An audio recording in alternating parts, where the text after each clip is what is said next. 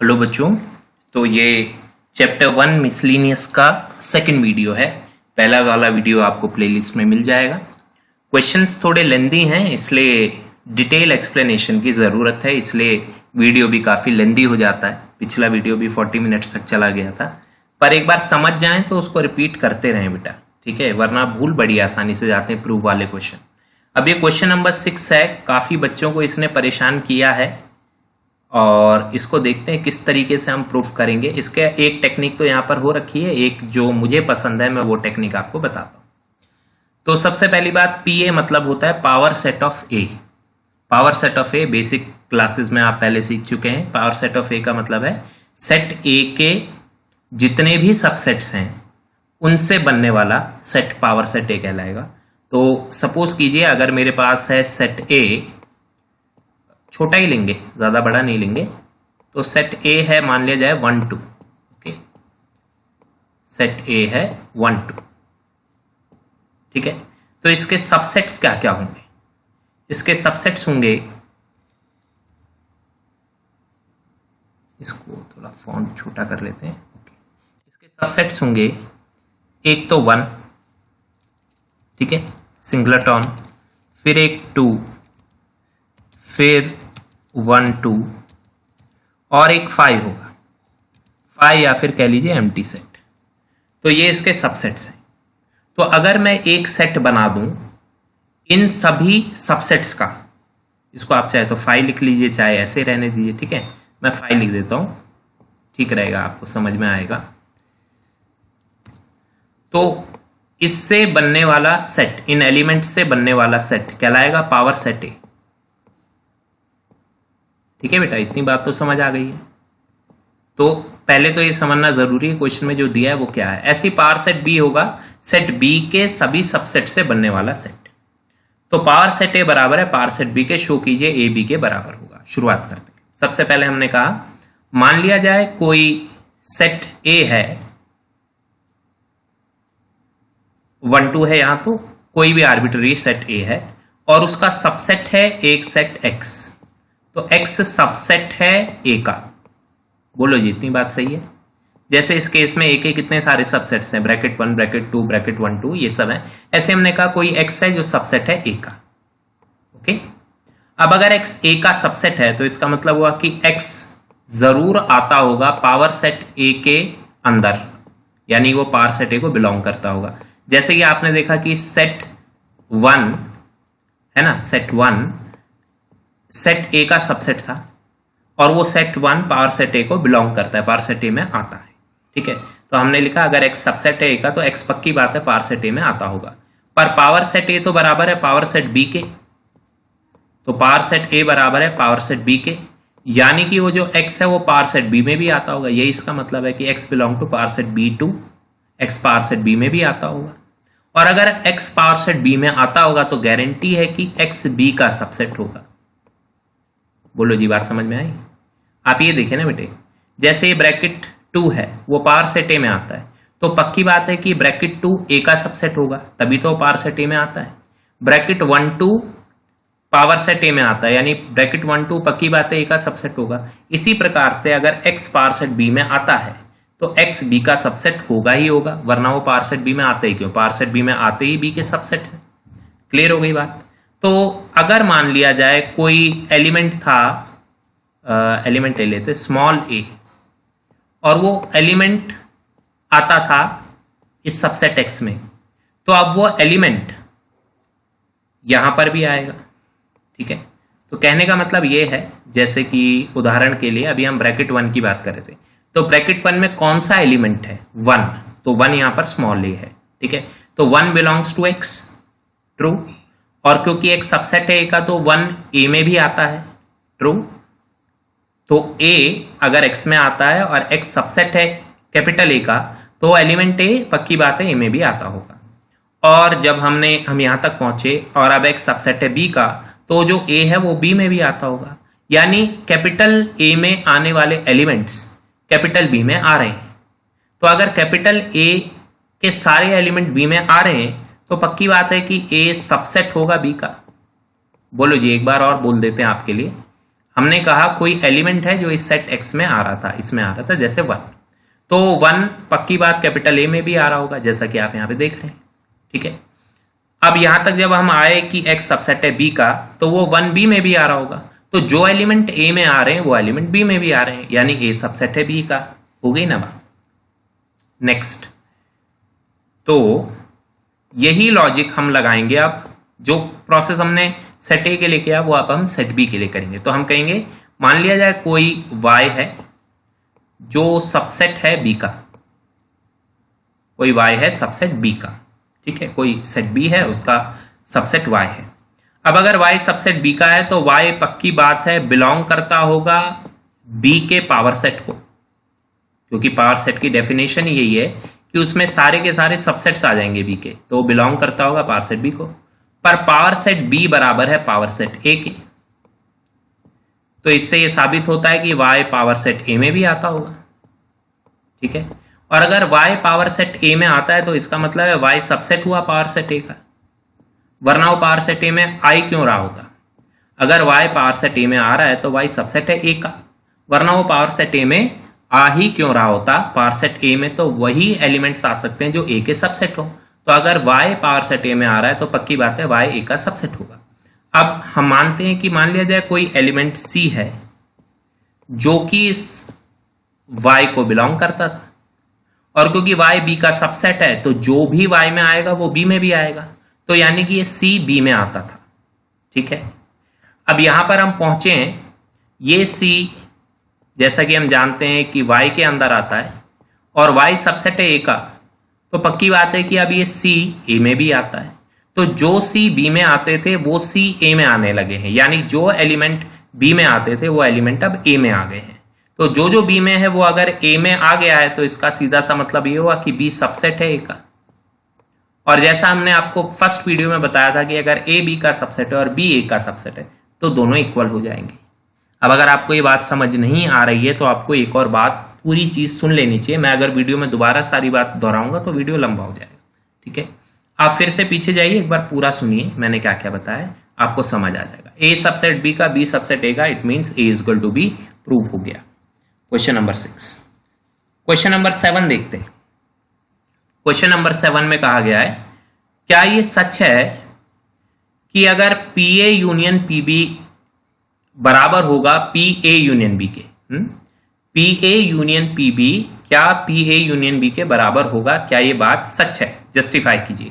PA मतलब power set of A union power set of B, क्या power set A union B के बराबर होगा? कोई भी एग्जांपल लेके देख लेते, पता चल जाएगा। तो हमने एक लिया सेट A 0 1, तो उसका पावर सेट क्या होगा? सिंगलटॉन 0 1 और 0 1 और 5 आ जाएगा पावर सेट A में। ऐसे हमने कोई सेट लिया B, तो उसका पावर सेट B में आ जाएगा 5 1 2 और 1 2, तो पावर सेट B में आ गया। ये देखो डेफिनेशन कितनी क्लियर है पावर सेट की, ऊपर ही मैंने बताई थी। और A यूनियन B है 0 1 2, ठीक है। तो A यूनियन B का पावर सेट क्या होगा? A यूनियन B का पावर सेट होगा, उसमें आ जाएगा 5 तो आएगा ही, है कि नहीं। और उसके अलावा सिंगलटॉन सेट्स, तो सिंगलटॉन सेट्स में आ गया 1 और 2 और 0 भी आएगा, 0 मिस कर गए हम, 0। तो सिंगलटॉन आ गए। अब डबल डबल वाले कौन आएंगे? 0 1 1 2 0 2, 0 1 1 2 और 0 2, ठीक है। डबल वाले भी आ गए और ट्रिपल वाला भी आ जाएगा। ट्रिपल वाला यानी कि 0 1 2। तो देखिए पूरे हो गए क्या? 3 एलिमेंट है ना, 2 की पावर 3 8 होने चाहिए। तो 1 2 3 4 5 6 7 8 ये सारे हो गए। तो ये इसके सबसेट्स हैं और इनसे बनने वाला सेट हो गया power set A union B। अब बताइए कोई दिक्कत है तो? ये power set A union B के एलिमेंट हो गए, ठीक है। अच्छा, क्वेश्चन में क्या था? क्या power set A union B power set A union power set B के बराबर है? मैं देख लेता हूं। Power set A union power set B किसके बराबर है, ये भी देख लेते हैं और फिर दोनों को कंपेयर करके देख लेंगे तो हमको पता चल जाएगा इक्वल हैं कि नहीं। तो वैसे तो आप ऑब्जर्व कर चुके होंगे अभी तक।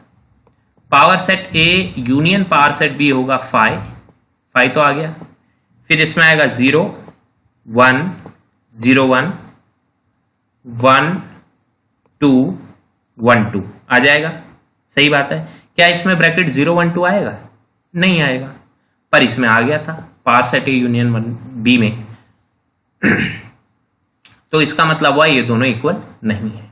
Power set A union B में 0 1 2 आ गया था, पर इसके अंदर 5 तो है, ठीक है, 0 भी आ गया, 1 भी आ गया, 0 1 भी आ गया, 1 2 भी आ गया, 2 भी आ गया, पर इसमें 0 1 2 तो नहीं आया। तो 0 1 2 नहीं आया इसके अंदर, तो फिर कैसे इक्वल होगा? साथ ही साथ 0 2 भी नहीं है, अगर आप देखें तो 0 2 भी नहीं है। तो फिर सीधी सी बात है कि ये दोनों इक्वल नहीं है। ठीक है बेटा, कोई दिक्कत नहीं है इसमें। आगे बढ़ते हैं, क्वेश्चन नंबर 8। तो ये आपको शो करना है, एक तो ये और एक ये आपको शो करना है। ठीक है, कई सारे मेथड हैं, एक जो मेरा सबसे पसंदीदा मेथड है मैं उससे करके दिखाऊंगा क्योंकि छोटी टेक्निक है। तो पहले मैं इस वाले को प्रूव करता हूं, इस वाले को। ठीक है, देखिएगा, A intersection B, A intersection B. Okay, union A minus B. अच्छा बेटा, A minus B A intersection B complement के बराबर होता है, लिख लीजिएगा। ए माइनस बी बराबर होता है ए इंटरसेक्शन बी कंप्लीमेंट के, बी कंप्लीमेंट यानी बी को छोड़कर जो होता है उसके, लिख लीजिएगा अगर नहीं पता था तो। A minus B is A intersection B complement. अब देखिए बेटे, इस ब्रैकेट में भी ए इंटरसेक्शन है, इस ब्रैकेट में भी ए इंटरसेक्शन है। आप ए इंटरसेक्शन ले लीजिए कॉमन। तो जब आप ए इंटरसेक्शन कॉमन ले लेंगे तो आपके पास क्या बचेगा? आपके पास बचेगा बी यूनियन बी कंप्लीमेंट। तो ऐसे कॉमन ले सकते हैं, बिल्कुल ले सकते हैं। ठीक है, ए इंटरसेक्शन इसमें से, ए इंटरसेक्शन इसमें से, बच गया बी यूनियन बी कंप्लीमेंट। ठीक है बेटे, अब देखो बी यूनियन बी कंप्लीमेंट क्या होगा। बेसिक चैप्टर्स में हम ये कर चुके। किसी भी बी में जब उसका कंप्लीमेंट जोड़ा जाएगा तो पूरे यूनिवर्सल के बराबर हो जाएगा। ऐसा क्यों? अच्छा जी, देख लेते हैं एक बार, अगर आप भूल गए तो। ये मान लिया जाए आपका यूनिवर्सल सेट है, ठीक है, इसके अंदर ये सर्कल बी है। तो मैंने कहा बी के तो एलिमेंट लेने ही है, बी के एलिमेंट यानी ये तो लेने ही है आपको। ठीक है, इसके अलावा आपको बी कंप्लीमेंट भी लेना है। तो बी कंप्लीमेंट कहाँ है? बाहर वाला है, वो भी आपको लेना है। तो बी में जब ये पूरा बी कंप्लीमेंट भी आप ऐड करोगे तो पूरा यू ही मिल गया ना आपको, है कि नहीं? तो बी यूनियन बी कंप्लीमेंट होता है यूनिवर्सल सेट। तो ए इंटरसेक्शन यूनिवर्सल सेट, कोई दिक्कत नहीं, ए इंटरसेक्शन यूनिवर्सल सेट।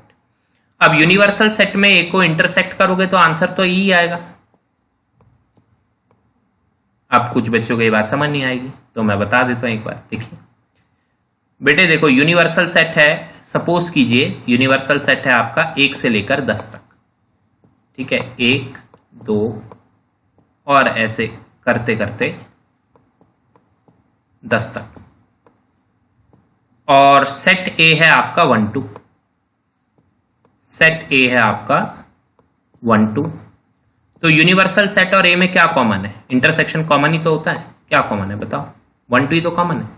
इसीलिए मैंने कहा किसी भी सेट का उसके यूनिवर्सल सेट के साथ जब इंटरसेक्शन किया जाएगा तो वही सेट आ जाता है। तो आ गया ना ए के बराबर। तो इससे प्रूव हो गया कि ये पूरी चीज जो है वो ए के बराबर है। बहुत ही सिंपल सा प्रूफ है। कुछ केसेस, यहाँ केसेस एक्स वाई जेड कुछ लेने की जरूरत नहीं है, डायरेक्ट सीधा सा प्रूफ है। बस याद क्या करना है, A minus B intersection B complement के बराबर होता है। नोट डाउन कर लीजिए इसको पॉज करके, और फिर मैं दूसरा वाला प्रूफ करता हूं। ठीक है, तो ये टेक्निक से मैं काफी टाइम से इस क्वेश्चन को सॉल्व करवा रहा हूं, ऑलमोस्ट जब से मैंने स्टार्ट किया है। और एक्स वाई जेड वाली टेक्निक से भी मैंने किया है, पर मुझे वो उतना अच्छा नहीं लगा क्योंकि लेंदी ज्यादा, बच्चों को याद नहीं होता। अब सेकेंड पार्ट देखते हैं। मुझे प्रूफ करना है एलएचएस आरएचएस के बराबर है। ठीक है, तो मैंने लिखा ए यूनियन बी माइनस ए को मैं लिखूंगा बी इंटरसेक्शन ए कंप्लीमेंट। तो जैसे ए माइनस बी को मैंने लिखा था A intersection B complement, B minus A को मैं लिखूंगा बी इंटरसेक्शन ए कंप्लीमेंट। ठीक है ना? अब देखिए ए यूनियन बी, पिछले वीडियो देखें तो ये कोई नई चीज नहीं है। A union B intersection A union A complement, A union A complement. तो मैं बच्चों को हमेशा ऐसे ही कहता हूं, बेटा ऐसे सोचो, इस तरीके से सोचो कि यहां 3 multiply by 4 plus 5, 3 multiply by 4 plus 5 है। क्या हम इसे ऐसे नहीं लिख सकते 3 multiply by 4 plus 3 multiply by 5? लिख सकते हैं कि नहीं? लिख सकते हैं ना, 3 इंटू 4 और फिर प्लस 3 इंटू 5। अब यहां इंटरसेक्शन यूनियन आ जाए, यूनियन इंटरसेक्शन, तो A union B intersection A union A dash लिख दिया। क्या बड़ी बात है, सेम ही तो है कि नहीं? आगे बढ़ते। ए यूनियन ए डैश क्या होगा? यूनिवर्सल सेट पहले ही बताया जा चुका है, यूनिवर्सल सेट होगा, अभी पीछे ही बताया था, तो उसकी जगह आप लिख सकते हैं यूनिवर्सल सेट। तो इंटरसेक्शन यूनिवर्सल सेट, और फिर किसी भी सेट का इंटरसेक्शन यूनिवर्सल के साथ, पीछे ही बताया अभी पिछले ही क्वेश्चन में, A intersection universal set A ही हो गया था। इसी तरीके से ए यूनियन बी का इंटरसेक्शन यूनिवर्सल के साथ ए यूनियन बी ही हो जाएगा। तो हो गया ना प्रूफ, सीधा सीधा, कोई XYZ नहीं, कोई केसेस नहीं, सब कुछ सिंपल। ठीक है, तो आप कहीं कोचिंग वगैरह जाते हैं बच्चे, तो फिर वहां पर XYZ से भी कराएंगे, और ये भी एक तरीका है, आपको चुनना है कौन सा सही आपको लगता है, समझ आता है, दोनों ही तरीके सही है। ठीक है बेटा, तो मैथ्स का काम है मुश्किल को आसान करना, आसान को मुश्किल करना मैथ्स का काम नहीं होता है, बाकी आपकी समझ है। आगे बढ़ते हैं।